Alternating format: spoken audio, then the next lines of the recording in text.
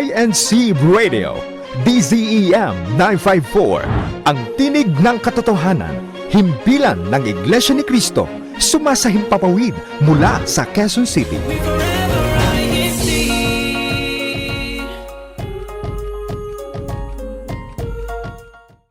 Seven PM na, Business Beat na!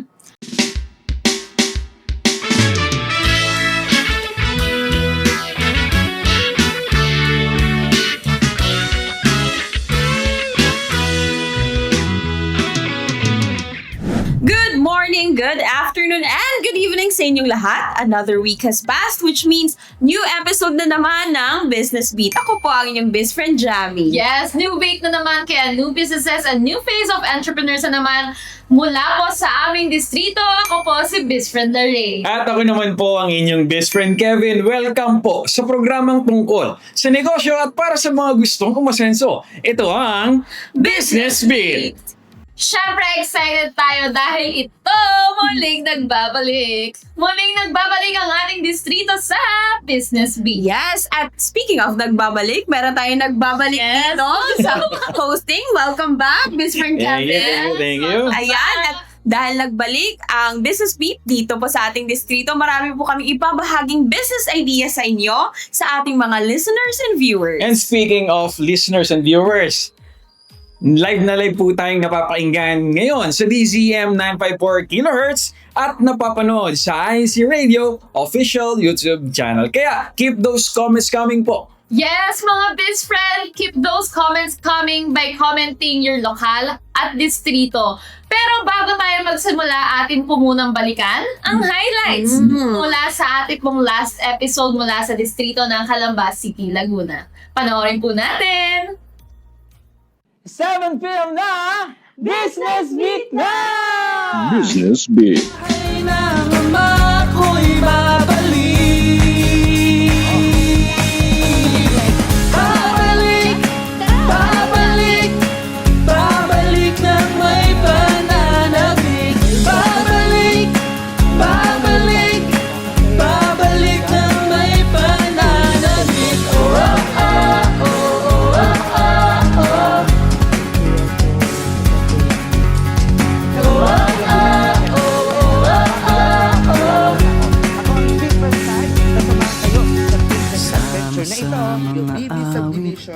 Barangay Bukay, Sama-samang mananalangin, sama-samang aawit, nakatulong at nakadagdag ito sa inyo. Mga take down sama-samang notes ng mga event na mananalangin, sama-samang aawit, sama-samang sasamba, sama-samang aawit, sama-sama. Babalik, babalik, babalik nang may pananabik. Babalik, babalik, babalik nang may pananabik. Babalik, babalik, babalik nang may pananabik. Babalik, babalik, babalik nang may pananabik.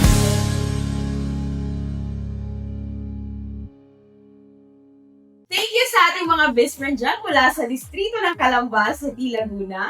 Very familiar sa atin ang Very ating mga best close. friends. Yes. Sila best friend Lenlen, sila best friend Shine. Yan. Bakit nga ba familiar sa atin? Kasi Ano ba yung nangyari? Ako, okay lang, sige, okay lang yun. hindi kasi based sa personal experience namin, nakaka-proud kasi isa si host Len, si best friend Len sa nag-host ng kasal namin. Yes. No, Very memorable moment. Oo, Yes. yan. Kaya nakaka-proud kasi nandito na siya sa Business Beat na feature last week. At saka, nandito ka na rin. Ha? Nagbabalik. Yes. Hindi, balikan natin yung kalamba. Okay, balik ka na sa Kalamba. At saka, very important yung nasa event industry, yung mga nasa multimedia businesses, dahil nakaka-capture nila every special moment of our lives at may mababalikan tayo. May meron tayong mga rare reminisce. Oo, totoo yan. Reminisce. Actually, Kasi ngayon, lalo na tayo, nasa time na tayo ng social media. Yes! So may cloud na, may internet, lahat ng pictures, ng video, ng events natin, special occasions. Sino bang gagawa nun? Yung mga nasa event industry. That is Yeah. true. Yung mga same-day edit, Yes, ang ganda yes. ng pagka-edit. Yung mga event organizer. Diba? Yan. Tsaka yung mga photos natin, diba? At least na i-immortalize. Yeah. Wow, immortalized! Yeah. At para i-welcome po tayo sa ating distrito, pakinggan po natin ang pagbati ng ating pong tagapangasiwang kapatid na Eric B. Zaratan. Malugod po naming binabati ang lahat ng mga kapatid sa distrito ng Santa Rosa City, Laguna at sa lahat po ng mga kapatid sa buong mundo sa masayang pagdiriwang po ng pagsapit ng ika-112 anibersaryo ng Iglesia ni Cristo. Taos-puso rin po kaming nagpapasalamat sa atin pong pinakamamahal na tagapamahalang pangkalahatan ng Iglesia ni Cristo, ang kapatid na Eduardo V. Manalo, at maging sa atin pong pangalawang tagapamahalang pangkalahatan, ang kapatid na Angelo Eranio V. Manalo, sa kanilang patuloy na pangunguna, pagmamalasakit at inspirasyong ibinibigay sa buong Iglesia. Inaanyayahan din po namin ang lahat ng mga kapatid na patuloy na suportahan at subaybayan ang Business Beat ng INC Radio Calabarzon. Tunghayan po ang mga makabuluhang talakayan, mahalagang kaalaman at mga kwentong nagbibigay ng inspirasyon sa ating mga kapatid sa larangan ng negosyo. At ngayon po ay lalong abangan ang Business Beat dahil ito po ay nasa distrito na ng Santa Rosa City, Laguna. Maraming salamat po sa ating tagapangasiwa, kapatid na Eric B. Zaratan.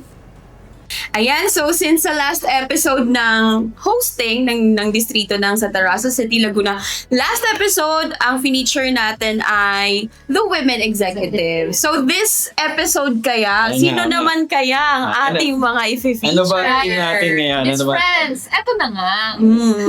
This time, our episode features men who mean business. Wow. Wow, parang ibang level to ah. Siyempre, since nasa event industry naman tayo last episode, sa episode ng Calamba City, Laguna, sa ating first segment naman makakasama natin ang isang hotel and restaurant owner. He has been in the industry of hospitality for almost, kung hindi po kami nagkakamali, for almost 30 years. Wow, Yeah. 30 years. Ang Grabe tatanda. yun ah. Matanda pa sa akin. So here on the CEO Spotlight, let us put the spotlight to his friend Benjamin Garcia. CEO Spotlight.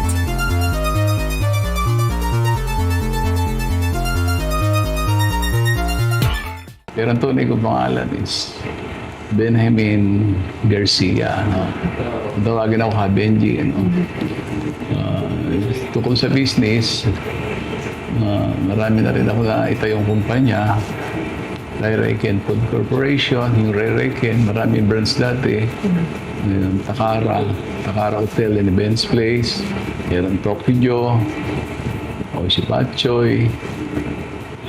Actually, simula ako bilang isang empleyado. Isang taong, isang teenager na nangangarap. Galing ako sa Laguna, Santa Cruz. Pumunta ako sa Manila. Noong araw, during that time, 1976, 1977. Pag nakita mo yung Manila, tuwan-tuwa ka. Kasi wala namang ibang lugar na may opportunity noong araw. Sa Manila lamang. Doon nag-start ang anak ko. Self-supporting. Nagtrabaho ako sa isang Japanese restaurant doon as a dishwasher. Naghugas ako pinggan. Kaya lang, dahil sa galing ka sa probinsya, sanay ka sa hirap, yung paghuhugas ng pinggan, paglilinis ng kusina, hindi masyadong mahirap para sa akin. Dahil probinsyano ako eh. Ang trabaho ko sa probinsya, siyempre, magsaka. Mahirap yun. manghuli ng isda, mga panang isda. Pero isang estudyanteng nangangarap kaya pumunta ng Manila para makapagpatuloy sa pag-aaral. Kaya namasukan ako bilang isang dishwasher doon. To make the story short nga, nagustuhan yung character ko. Kasi mabait ako eh. Mabait daw ako, masipag. Dinala ako sa Japan. Tapos sa Japan, doon ako na-training ng pagluluto. Mas na-training pa ako, nagkaroon ako ng experience. Tapos yung pinaka-may-ari, boss ko, is may mga restaurant din sa Asia, sa Thailand, Malaysia, gano'n. During that time, naging trainer na ako ng mga pinapadala ko sa ibang bansa para nagturo ng pagluluto. Lahat ng bagay natutunan ko, paggawa ng menu, paggawa ng ramen, ng noodles, lahat. Halos na natutunan ko lahat. Yun ang naging puhunan. Yun ang starting point para matuto ko ng maging expert sa restaurant business. Pero hindi naman ako businessman. Ako ay chef by profession. Ang empleyado, dapat intindihin mo yung kahirapan ng buhay. Tumayo ka dun sa kalagayan nila. Kasi hindi ka asenso kapag hindi mo nararamdaman yung nararamdaman nila. Kaya ako naman, matulungin talaga ako sa mga empleyado. Fair naman ang pagtingin ko sa kanila. Siguro yung mga bagong nagnenegosyo, iba talaga yung hands-on ka. Kailangan, kahit meron ka ng mga departamento na nag-aalaga sa business mo, o iba pa rin yung ikaw mismo ay gumaganap o kaya sinusubaybayan mo yung negosyo mo. Dahil sa mga iglesia tayo, yun yung keyword na dapat aalagaan mo pa rin. Huwag kang lubusang magtiwala sa mga tao mo lang. Kailangan subaybayan mo pa rin.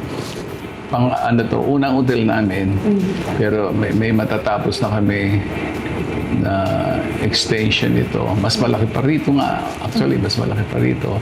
Tapos, meron kaming coming dito sa Pagsanghan. Magawa kami rin ng hotel. Ayun. So, ang process na yung mga plans, gano'n. Pero yun, dito sa hotel. Hiniling ko sa Diyos lahat yan. Pinangarap ko yan. Ibig sabihin, yung pangarap mo na may kasamang pananampalataya at may kasamang hindi ba yung pag kumita ka, yumaman ka na, susuluhin mo na, yung parang sa mabuti pa rin nanggaling ako sa sobrang hirap ng nakalagayan. Talagang pinaghirapan ko to. Bukod doon sa kasipagan, saka yung matyaga talaga, sobrang talaga. Kasama ko pang hinihiling sa Diyos na ipagkaloob mo sa akin to. At hindi ko na makakalimutan yung tungkulin ko. CEO Spotlight.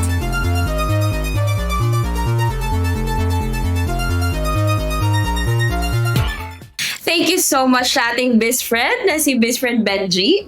Close na kami, best friend Benji. Ayan, so grabe, it's really humbling to know na someone who owns multiple businesses, may hotel, may restaurant, in different businesses pa siya, ay nag-start as a dishwasher. Yes, best friend. And up till now, very, very successful pa rin ang business ni best friend Benji. Kaya sa sobrang successful ni best friend Benji, gusto niya nang mag-retire. Pero opportunity keeps on coming. Yes. Speaking of opportunity, may opportunity ka na to build and expand the business. Bakit hindi mo pa ituloy? Actually, tama yan. Pero sino ba ang ating susunod na guest? Sa susunod na guest natin, medyo related pa rin sa food. Okay. Medyo mahilig kasi tayo sa food dito. So dahil nasa food industry din si Biz Friend Benji, our next guest naman, ang business niya, medyo naririnig natin to sa gabi. Sa gabi?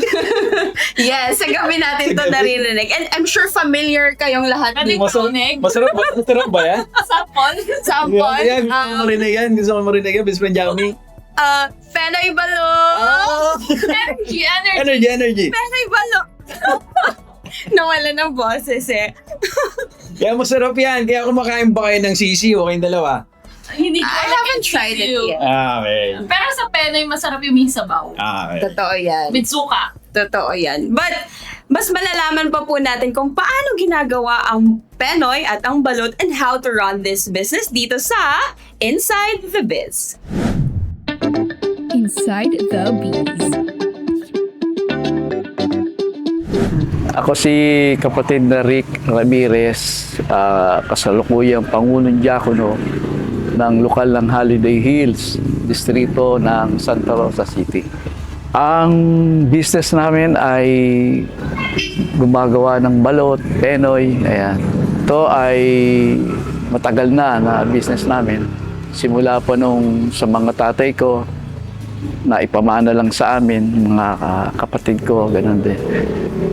Pero sa ngayon, ako na lang natitirang mayroong pambalutan dito sa magkakapatid namin dito sa San Pedro. Paano po nila ito itinuro sa inyo? Paano nagsimula yung knowledge nyo about sa pagbabalot po? Kasi since nung ako'y bata pa, katuwang na ako talaga. Katuwang na ako ng mga parents ko na magbalot. Kaya doon ko natutunan lahat yun. Unti-unti, bata pa ako, siguro mga high school pa lang ako noon, marunong na ako. Kaya hanggang sa nung ako'y gumraduate na, nagkatrabaho, tapos nung nagkatrabaho, ayun, nag-decide na akong magbalutan. Tapos, ayun na, tuloy-tuloy na yun. Hanggang sa tumanda na kami, nagkaanak na, may apo na. Ito pa rin ang business namin, pagbabalot. Paano po yung proseso ng paggawa ng balot? Balot. Nung una, nung hindi pa uso incubator, ang ginagawa namin, manual. Yung sa pamagitan ng kung tawagin nila taong. Yun, nilalagyan ng palay, iniipit-ipit nila. Maraming proseso yun. Ayun, hanggang sa pinaiinit yun. Tapos itong huli, nauso na yung incubator. Kaya pag dadating ng press eggs, papasok namin doon sa incubator. Yun, pababayaan lang yun doon sa loob ng incubator, tapos sinuswing yun, ginagalaw. After 10 or 11 days, sisilawin yon. So, saan po kayo kumukuha ng supply ng mga eggs po? Sa Quezon, sa Chaong, tsaka sa Rosario, San Juan. Dito kasi sa San Pedro, wala na yan eh. Naando na mga itikan. Ito po ay manok. Hindi, itik. Itik. Oo. So marami po sa Chaong, Quezon at saka Oo. sa Marami silang ngayon doon. So ano po pala yung pagkakaiba ng balot at penoy? Yung penoy, walang similya yun. Ay, may similya yun, pero namatay. Yung after mga 10 days, mamamatay, penoy na yun. Yun namang nabuhay, yun ang magtutuloy sa balot. Since ito po ay nakuha po ninyo, ay naisalin po sa inyo ng parents nyo, paano nyo po pala ito na palago? Paano yung marketing ninyo? Paano kayo naghanap ng mga customers? Nung una, yung father ko, binigyan ako ng mga suke. Tapos, later on na, marami nang dumarating eh. Kasi pag nakikita ka na, lalo't nagdi-deliver ka doon sa isang lugar, makikita ka nung nagtitinda rin ng balot, ayun. Hanggang sa dumami na ng dumami, ayun. Tatanong din sila. Yun, magkakasama rin sila. Kaya nairekomenda ka o kaya ikaw rin mismo maghahanap ka ng mga nagtitinda ng balot. Kaya yun, kaya kung saan nakakarating eh. Minsan pa nga nakakarating kami Pampanga eh. Besiha. Paano po yung delivery po ninyo everyday or paano po yung Hindi, process? 2 times a week kami nagdi-deliver. Tapos merong on-call. Yung tatawag lang, biglang papadeliver. Pero ang regular namin, twice a week. Yung balot po na dinideliver, usually ilang days? Kunwari, ba after 18 days, dinideliver po ninyo, ilang days po yung pwede siyang kainin? Yung dinideliver kasi namin 16 days eh. 16, 17. Tapos pagdating sa kanila, iluluto na nila yon. O kaya patatagalin pa hanggang 3 days. Pwede pa. So may shelf life po talaga siya. 16, 17, 18. Tapos pag naluto, hanggang kinabukasan, pwede pa rin yun. Iinit na lang. Ano po kaya yung pwede niyo pong ma-advise po sa kanila? Lalo na sa mga kapatid po natin. Ayun, talagang kailangan sipag. Sipag at pakikisama para pag-aralang mabuti. Huwag basta sasama ka agad. Kasi may marami na rin kakilalang ganyan eh. Nakitang okay sumaba ka agad. Hindi naman po pwedeng ganun eh. Kailangan pag-aralan mo mabuti. Makisama ka dun sa mga meron na ganung business, pag-aralan mo. Tuturuan ka naman nila. Hindi naman kagaya namin, pag kailangan namin ng balot, minsan may pagkakataon ganyan, matutulungan namin. Hello po mga taga-lokal ng Holiday Hills at sa distrito ng Santa Rosa City. Mga ministro, manggagawa, mga may tungkulin, kamusta po kayong lahat? Penoy Balot, bili na po kayo! Ngayon alam na natin kung paano ginagawa ang penoy at ang balot at kung paano pinapatakbo ang negosyong ito. Mas maraming kaalaman pa ang ating malalaman dito lamang sa Inside the Biz. Inside the Biz. Thank you very much, Biz friend Rick. Ayan, medyo nakakatakam naman yung Penoy Balot. Oo. Pero kung titignan natin, no, yung naging struggle and challenge din sa business, totoong napakahirap na nangyari sa kanya. Kasi yung business is kailangan ng human interaction. Yes, No? Kailangan mo magbenta sa tao. Paano ka kikita kung hindi ka bebenta sa tao? Hindi ka lalapit, hindi ka lalabas ng bahay nag-pandemic. Totoo yan. A lot of businesses were really affected by the Actually, pandemic. totoo. Pero nakita natin kung paano ibinangon, itinaguyod ni best friend Rick yung kanila. Yes. At saka hanggang ngayon, nagsusupply siya ng Penoy Balot sa iba't ibang mga tindahan. Ayan. Alam niyo ba, tinanong ko pa yan sa kanya kung tinitrain ba yung pagsigaw ng Penoy Balot. Kung may vocalization. Nag-train pa sila before lumabas. Tinanong ko pa yan sa kanya. Ano daw? Sa ano na daw yon? Sa mga distributors na. Kung paano nila isisigaw ang Penoy Balot. Good to know, good to know. Kaya alamin naman natin ang mga naging aktibidad sa iba't ibang distrito sa Calabarzon dito sa Calabarzon News.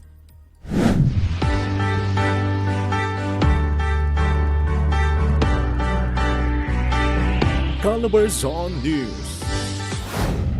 Magandang gabi po sa inyong lahat. Muli niyo kaming samahan sa pagbabalita ng mga aktibidad ng Iglesia ni Cristo sa iba't ibang distrito ng Calabarzon. Ako po si kapatid na Joy de la Vega at ito po ang Calabarzon News sa oras na ito. Bilang bahagi ng paggunita sa 112th anniversary ng Iglesia ni Cristo, kaisa ang distrito ng Batangas sa nagsagawa ng evangelical mission. Para sa iba pang detalye, narito si kapatid na Eliza Hernandez. Bahagi ng paggunita sa 112th anniversary ng mga kapatid dito sa distrito ng Batangas, isinagawa nila ang evangelical mission. Ginanap ito sa bawat lokal sa nasabing distrito. Maraming panauhin ang inimbitahan ng mga kapatid, pangunahin na ang kanilang mga kaibigan at mga mahal sa buhay na hindi pa kaanib sa iglesia. dahil ito sa kanilang paghahangad na mas marami pa ang makapagsuri sa mga aral na nakasulat sa Biblia. Sa pangunguna ng mga ministro ng Ebanghelyo at ministerial workers, itinuro sa mga dumalo ang mga kalooban ng Panginoong Diyos. Atentibong nakinig ang mga bisita at marami ang nagpahayag na patuloy pa silang magsusuri sa mga aral na itinataguyod ng mga kaanib sa iglesia. Ang tagumpay ng aktibidad ay nagdulot ng saya at panibagong inspirasyon sa mga kapatid para lalo pang ipalaganap ang dalisay na ebanghelyo sa mas marami pang tao. Mula po rito sa lalawigan ng Batangas, ako po si kapatid ni Eliza Hernandez para sa Iglesia ni Cristo News Network. Sumantala sa distrito ng Calamba City, Laguna, ipinagdiwang ng mga kapatid sa lokal ng college ang kanilang 89th anniversary ng kanilang lokal. Para sa iba pang detalye, narito si kapatid na Catherine Mercado. Masayang ginunita ng mga kapatid sa lokal ng college, distrito ng Calamba City, Laguna, ang ika-89 na anibersaryo ng pagkakatatag ng kanilang lokal. Idinaos ito sa UPLB Senior Social Garden na maalab na tinugunan ng mga kapatid. Layunin ng aktibidad na minsan pang alalahanin ang mabubuting gawa at mga pagtatagumpay na iginawad ng Panginoong Diyos sa lokal at sa mga kapatid sa halos 9 na dekadang nagdaan. Ang layunin po ng aktibidad na ito ay para po gunitain ang lahat po ng kabutihan, gawa po ng mga makapangyarihang gawa ng ating Panginoong Diyos na ibinigay po at ipinagkaloob at ibiniyaya po sa lokal ng college throughout the years nang ito po ay matatag dito po sa Los Baños, Laguna. At ngayon po ay ginugunita ang ika-89 na anibersaryo ng pagkakatatag po nito. Bilang pagsisimula sa aktibidad ay nagkaroon ng ribbon cutting at exhibit walkthrough kung saan makikita ang kasaysayan ng lokal. Tampok din sa aktibidad ang mga pagtatanghal ng mga awitin at audio-visual presentations kung saan isinaysay at ibinahagi ng ilang mga kapatid ang naging pasimula ng lokal.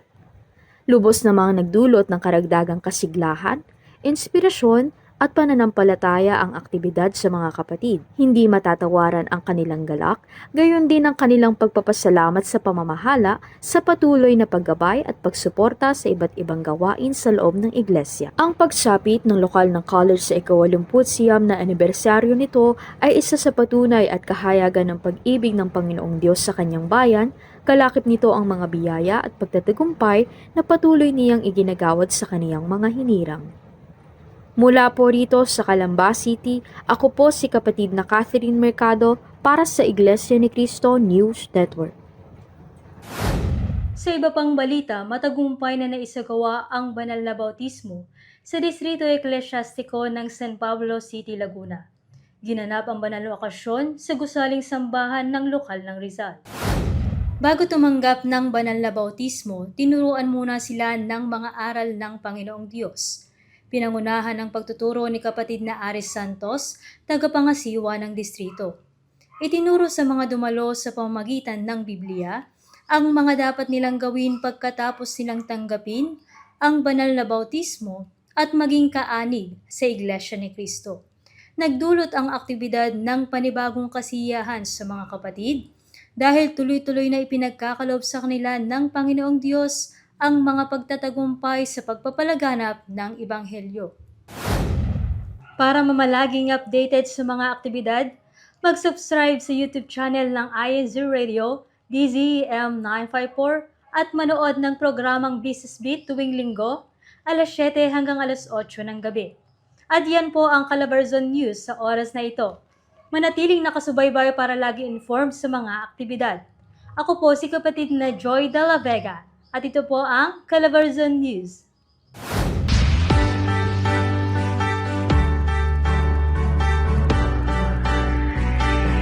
Calabarzon News. Nakikinig kayo sa Iglesia ni Cristo Radio, DZEM 954, ang tinig ng katotohanan.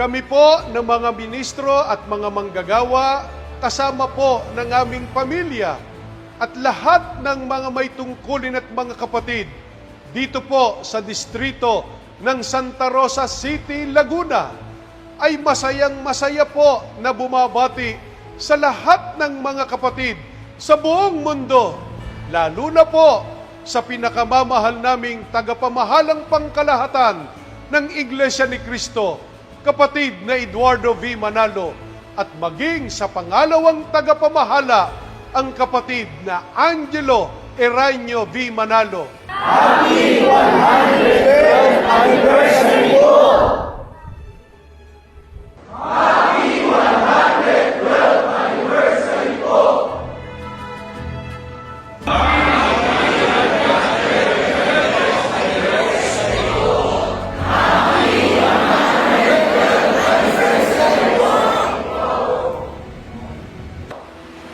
Happy 112th anniversary po!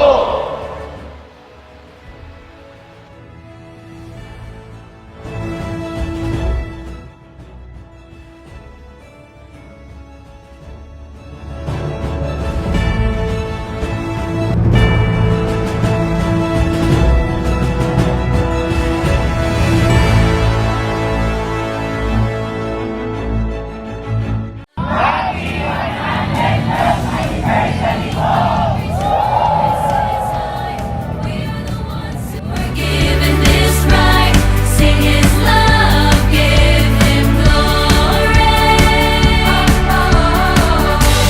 People of God, let His praise resound. We were once lost, but now we are found. Sing His love, give Him glory. Follow God, give Him glory. Change our old ways, give Him glory. Share our faith, give Him glory. Praise His name, give Him glory. People of God, raise your voices high. We are the ones who are given this right. Sing His love, give Him glory. Give Him glory. People of God, let His praise resound. We were once lost, but now we are found. Sing His love, give Him glory. Give Him glory. We know what to do. We know who we are, called into the fold. Hail from afar. We know what to do. We know who we are. Give Him glory. We wake up in the morning, fully aware of life's purpose. At bumabati po kami sa lahat ng mga kapatid natin sa Iglesia ni Cristo. Bumabati po kami ng Happy 112th anniversary po sa ating lahat. At para naman sa ating susunod na segment, Best Friends, ayan, makakasama natin ngayon ang isang entrepreneur din. Starting entrepreneur, startup business. Meron siyang startup business ngayon. At ngayon ay sobrang patok na patok ito. Oh. Kasi very, very affordable. Even yung mga students. Pangmasa. Ayan, yes, very pangmasa. Makakasama po natin ngayon ang Pangulong Kadiwa ng ating pong distrito, si Best Friend Leo Espeleta. Ayan, at ang kanyang silugan na 25 silugan. Startup Stories.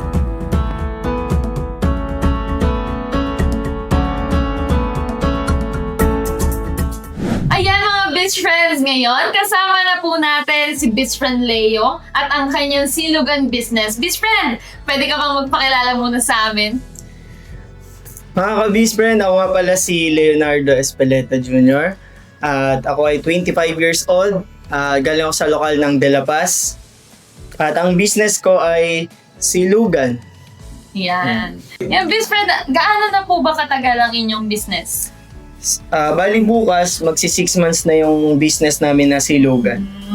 Sakto pala, sakto ang kanyang guesting dito sa ating business base. Celebration ng kanya silugan. For 6 months. Best friend Leo, bakit silugan yung naisip mong business? Bali yung unang talaga, ang naisip namin ng girlfriend ko na maging business namin yung yung mga manok, ayun, yung bali mga pritong manok, ganon.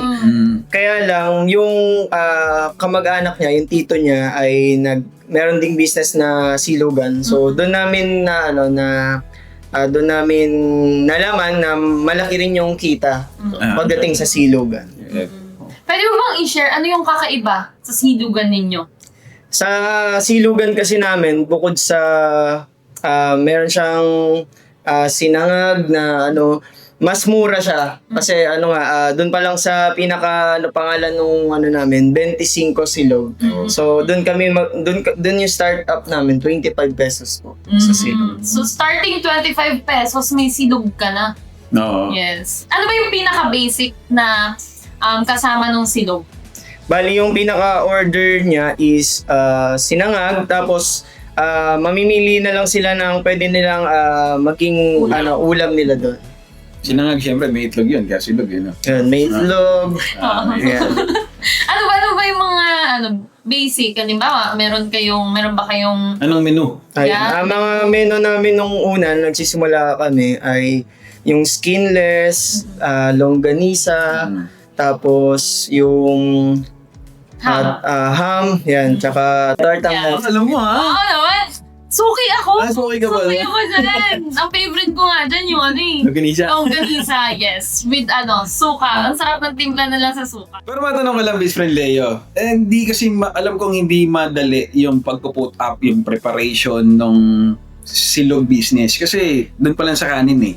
Kasi silog, kailangan sinangag yan, hindi pwede bagong saing. No? So, kailangan meron time difference bago mo isangag.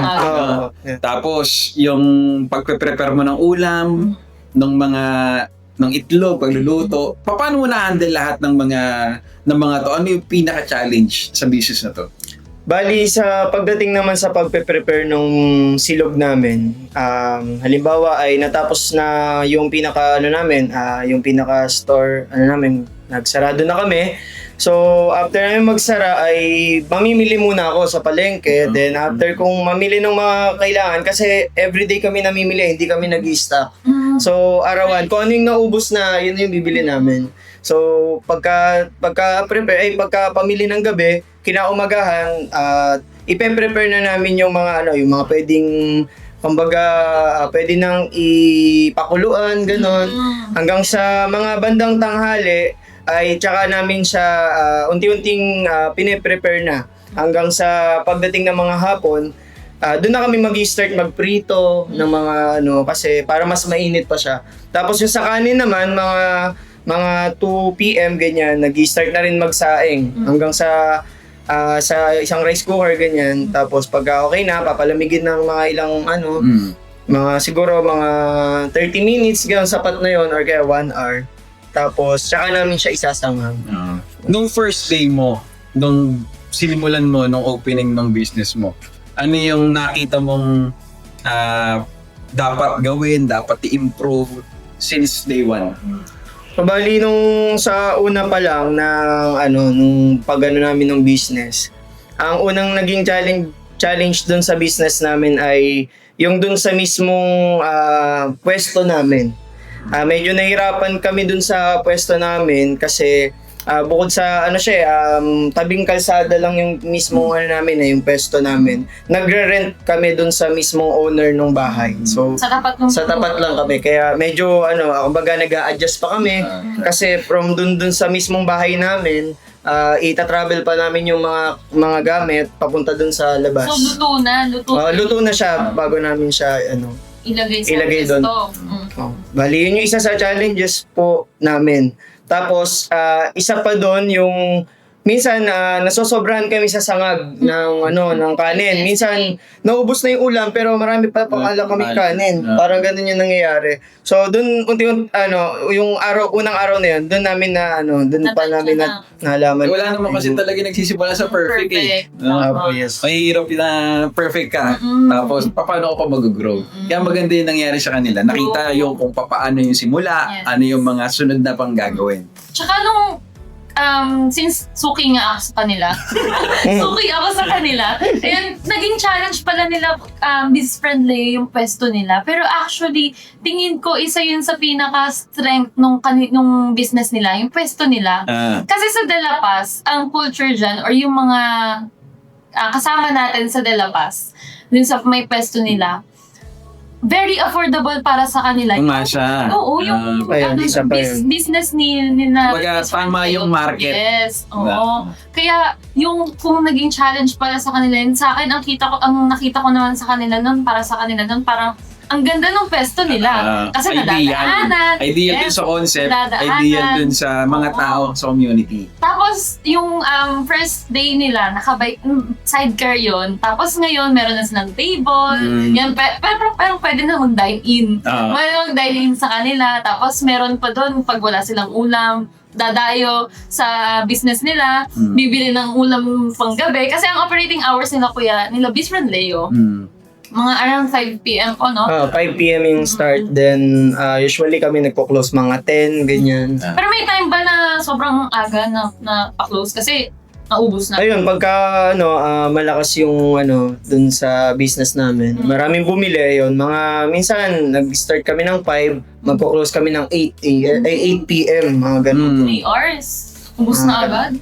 Pero, kasi, alam naman natin na hindi unique yung silugang business. Oh, yes. Pero ano yung sa tingin mo yung magiging future path ng business mo? Or ano yung plano mo para sa business mo? Sa tingin ko dun sa business namin na nasimulan na namin, tingin ko yung magiging magiging improvement pa nito, at yung future nito ay magkakaroon kami ng mga branch sa iba't ibang mga lugar, which is makakatulong dun sa mga lugar na yon para maging affordable yung mga pagkain na mas mura pero may kalidad, masarap yung sinangag, yung ulam. Very quality naman. At saka makakatulong ka sa mga best friend natin na magsimula ng kanilang business. Kasi for a very young age, for age of 25, may silugan na sila. Ayan. At saka syempre, kumikita talaga yung silugan nila. Nasa right mindset. Yes. Oo. Diba? Makakatulong din si Best Friend Leo in sa future na mag-expand siya. Syempre, hindi naman niya kayang hawakan lahat yun. Kukuha siya ng mga makakatuwang niya sa kanyang business. Kaya Best Friend Leo, para sa mga nakikinig at nanonood doon sa atin ngayon sa Business Beat, ano yung masasabi mo sa kanila? Ano gusto mong i-share sa kanila sa gustong mag-put up ng silugan business? Siguro isa sa masasabi ko lang sa inyo, sa mga nagbabalak na business ng ganito, ng silugan, una yung marketing strategy. So yung pinaka-place, tsaka yung hahanap kayo ng mga mas mura na mga product, pero masarap din siya. Kumbaga, gagamitan nyo talaga ng strategy, lalo na sa business. Hindi ka papayag na malulugi ka. Kaya ka nga nag-business para kumita ka, di ba?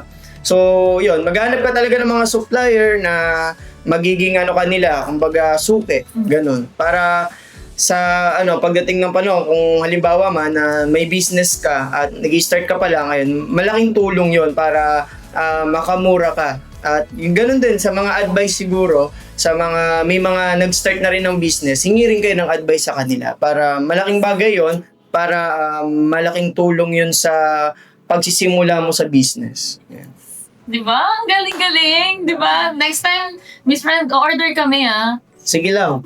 Libre na lang. Teka, matanong ko lang, hindi ka ba shareholder doon sa business niya? Hindi pa. Pero, ang sarap talaga ng silog nila. Nakakamiss.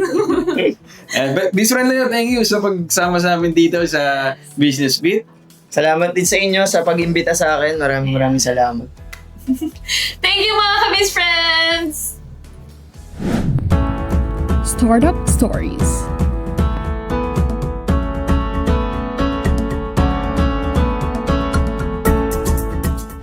Thank you, Best Friend Leo at Best Friends. Alam nyo ba ang paborito kong silog Ni best friend Leo. Ano in order mo doon? Ano favorite? Ang lagi kong in-order kay best friend Leo ay... may suspense. Ano? Drum roll. Skeletas langganisa. Oh. Tsaka yung kanilang suka. Paired with suka. Very Wow. masarap. At saka, masarap talaga yung kanilang sinangag. Yan, nakakailang ulit tayo. Special recipe pa sila dyan. Makakain nga dyan kila Beast Friend Leo. Yes, next time. Mamaya. After. Pwede. At best friends, hindi naman tayo makapagluto kapag wala tayong fire. Oh. Para magkaroon ng fire, kailangan natin ng LPG! Sige nga, tanong ko sa inyong dalawa, ano ba ibig sabihin ng LPG? Oh, best friend Lorraine. I'm sure alam mo yan. Petroleum gas! Ayan, sa next episode natin, which is Success Secrets, ay i-feature natin ng isa nating best friend na nagbebenta, nagsusupply ng LPG. Kaya, panoorin natin to. Success Secrets.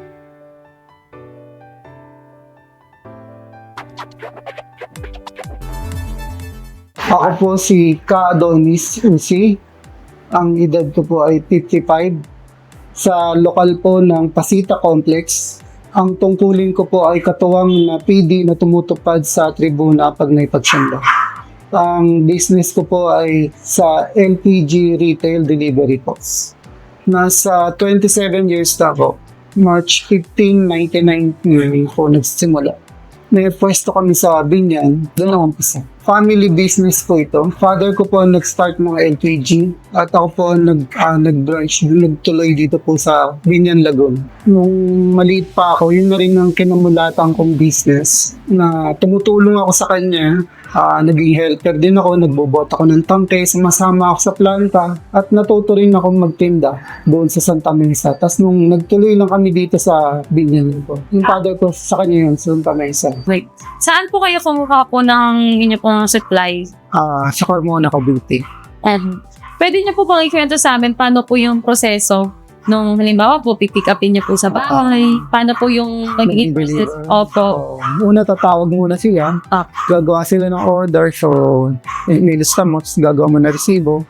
Then, may dispatch mo. Minsan, pag yung kailangan, nag-deliver din talaga ako. Pwede po namin kayang malaman kasi po hindi rin aware ang karamihan po paano po nire-refill.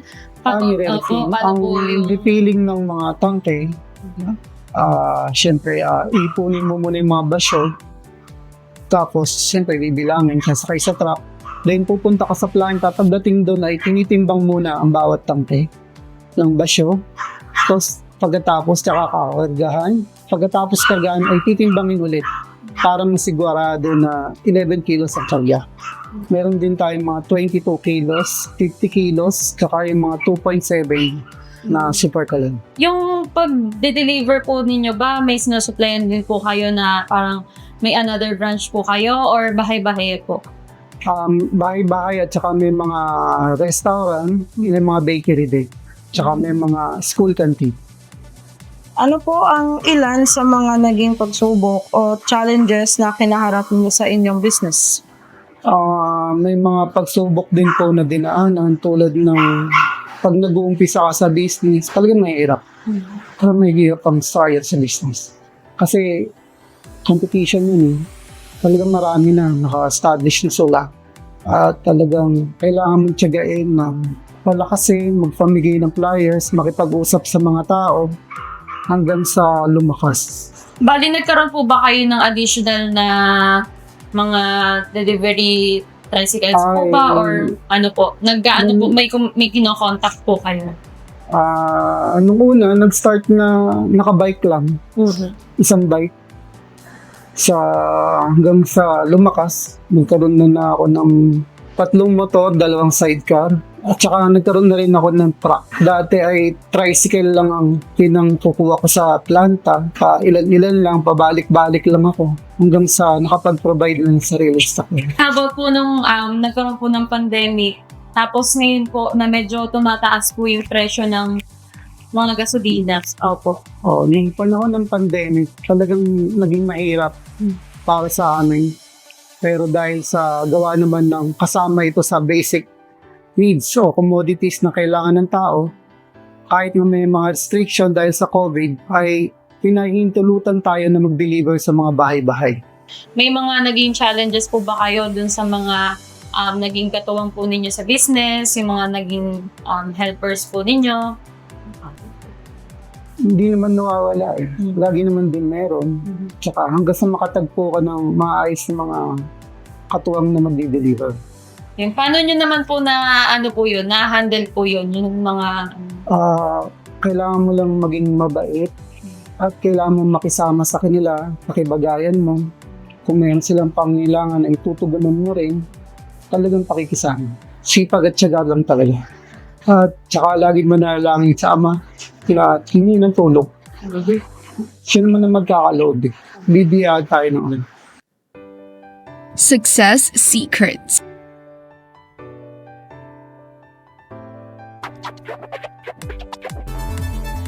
Thank you, best friend Adonis. Ayan, napansin ko, best friends, no, sa lahat talaga ng mga na-interview natin and also sa mga previous episodes, always talaga sipag at tiyaga are the very traits to achieve success in business. Pero sa mga segments natin ngayon, para sa inyong dalawa, ano yung key takeaways ninyo? Lahat naman kasi ng business talagang dadaan sila sa mga challenges. Ayan. Very important kung paano sila babangon ulit, paano nila itutuloy yung business nila para lang din may maitaguyod yung kanilang pang-araw-araw na pamumuhay. Totoo yan. Kailangan talaga nilang bumangon. Actually, ako naman, yung feeling ba na nag-share sila ng knowledge about sa business nila. Yes. Kasi mahirap yun para sa isang tao na hindi mo i-share yung business mo, lalo na dito ka nag-succeed. Yes, dito mo nakuha yung success mo doon sa business na yun. Tapos, i-share mo ano yung naging secret recipe. Kumbaga, di ba? So, yun yung pinaka-key takeaway ko para doon. Thank you po sa lahat ng aming mga naging best friend dito sa Business Beat na nakasama namin at nag-share ng kanilang knowledge, experience, at tips para po lalo pang lumago, ma-inspire yung mga nakakapakinig at nakakapanood po sa atin. Yes, and that's it for our episode today. Maraming salamat sa ating mga best friends na nagbahagi ng kanilang mga businesses at maraming salamat po sa ating listeners and viewers for tuning in with us. Huwag kakalimutan mag-comment, like and subscribe sa ating pong channel at huwag kakalimutan i-click ang notification bell in case na mag-upload pa po ulit ang ating pong channel. Yes. And of course, hindi natin nakakalimutan magpasalamat sa ating District Multimedia Advisor, Brother Kelvin Anzano, sa ating katiwala sa kapisan ng Pansambahayan, kapatid na Gerald Lapada, sa amin pong assistant tagapangasiwa, ang kapatid na Mark Leo Ibasco, at sa ating tagapangasiwa, ang kapatid na Eric B. Zaratan. At maraming salamat po sa ating kapatid na Cheng De Loang, ang ating pong executive producer, at sa ating pong ikalawang tagapamahalang pangkalahatan na kapatid na Angelo Eranio V. Manalo, at sa ating pong pinakamamahal na tagapamahalang pangkalahatan, ang kapatid na Eduardo V. Manalo. Maraming salamat po. Ayan, thank you. At sa susunod po na Sunday, abangan niyo po ulit ang bagong episode. Sino kaya ang ating next host ng ating Business Beat? Abangan po ninyo next week sa Business Beat ang distrito ng Quezon East. Ayan, pupunta tayo sa Quezon. Yes. Thank you mga ka-biz friend! See you every Sunday, 7 p.m. Philippine Standard Time. Dito lamang yan sa Business Beat! Oh, now business